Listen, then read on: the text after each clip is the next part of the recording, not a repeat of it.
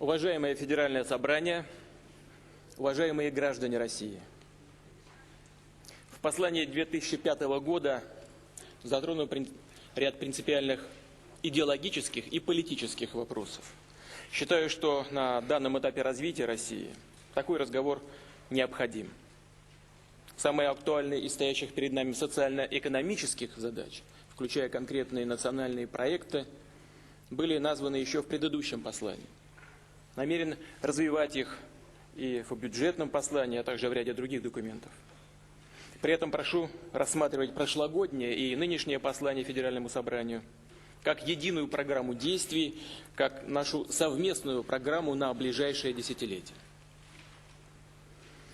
Главной политико-идеологической задачей считаю развитие России как свободного демократического государства. Мы довольно часто произносим эти слова, однако глубинный смысл ценностей свободы и демократии, справедливости и законности в их практическом преломлении в нашей жизни раскрываем достаточно редко. Между тем, потребность в таком анализе есть. Идущие в России объективно непростые процессы все больше и больше становятся предметом активных идеологических дискуссий. И они связываются именно с разговорами о свободе и демократии. Порой можно слышать, что поскольку российский народ веками безмолвствовал, то и свобода для него якобы непривычна и не нужна. И будто бы поэтому наши граждане нуждаются в постоянном начальственном присмотре. Хотел бы вернуть тех, кто так считает, к реальности, к тому, что есть на самом деле. Для этого еще раз напомню, как зарождалась новейшая российская история. Прежде всего следует признать, и об этом я уже говорил, что крушение Советского Союза было крупнейшей геополитической катастрофой века. Для российского же народа оно стало настоящей драмой. Десятки миллионов наших сограждан и соотечественников оказались за пределами российской территории. Эпидемия распада, к тому же, перекинулась на саму Россию. Накопления граждан были обесценены, старые идеалы разрушены. Многие учреждения распущены или реформировались просто на скорую руку.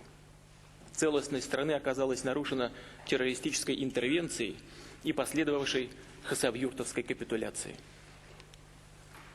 Олигархические группировки, обладая неограниченным контролем над информационными потоками, обслуживали исключительно собственные, корпоративные интересы. Массовая бедность стала восприниматься как норма. И все это происходило на фоне тяжелейшего экономического спада, нестабильных финансов, паралича социальной сферы.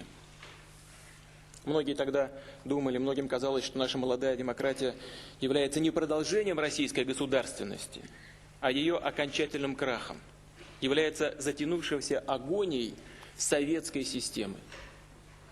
Те, кто так думали, ошиблись. И именно в этот период в России происходили крайне значимые события. В нашем обществе вырабатывалась не только энергия самосохранения, но и воля к новой, свободной жизни. В те непростые годы народу России предстояло одновременно отстоять государственный суверенитет и безошибочно выбрать новый вектор в развитии своей тысячелетней истории. Надо было решить труднейшую задачу – как сохранить собственные ценности, не растерять безусловных достижений и подтвердить жизнеспособность российской демократии. Мы должны были найти собственную дорогу к строительству демократического, свободного и справедливого общества и государства. Говоря о справедливости, имею в виду, конечно же, не печально известную формулу «все отнять и поделить», а открытие широких и равных возможностей развития для всех, успеха для всех, лучшей жизни для всех. В конечном счете, на базе утверждения именно таких принципов мы и должны стать свободным обществом свободных людей. И в этой связи не лишнее вспомнить, как исторически в российском обществе формировалось стремление к свободе и справедливости, как оно вызревало в общественном сознании.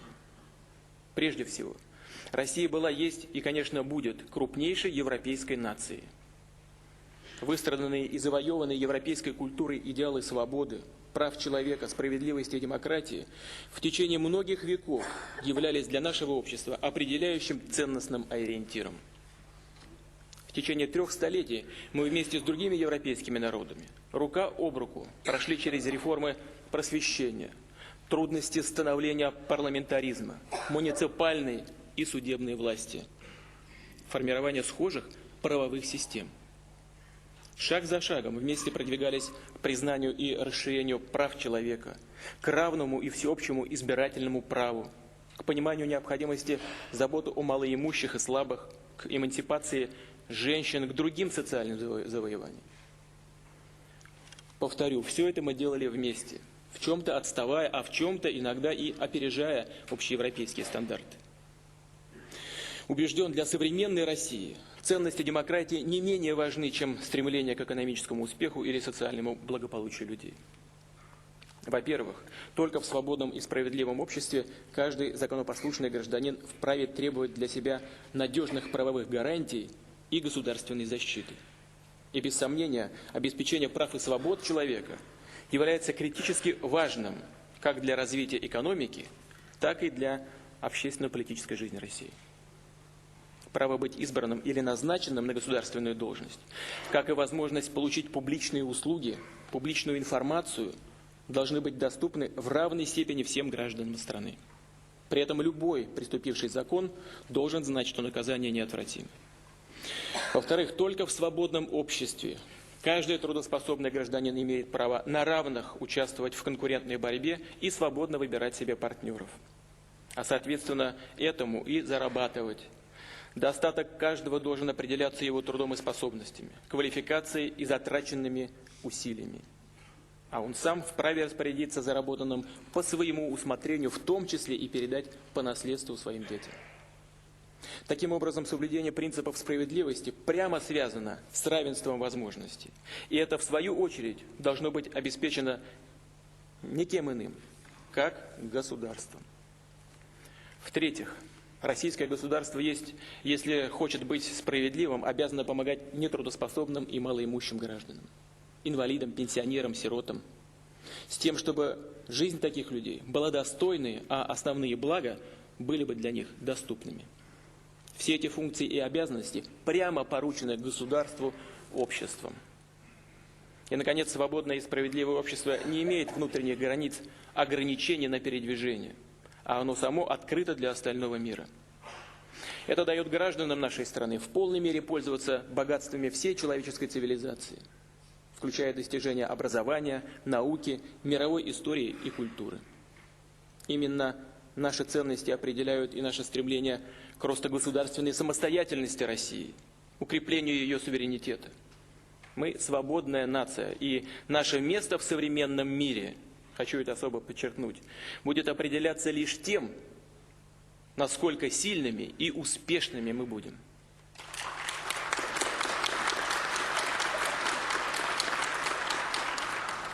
Я подробно остановился на этих ключевых и в целом общих понятиях, чтобы показать, как названные принципы должны отражаться в нашей каждодневной практике.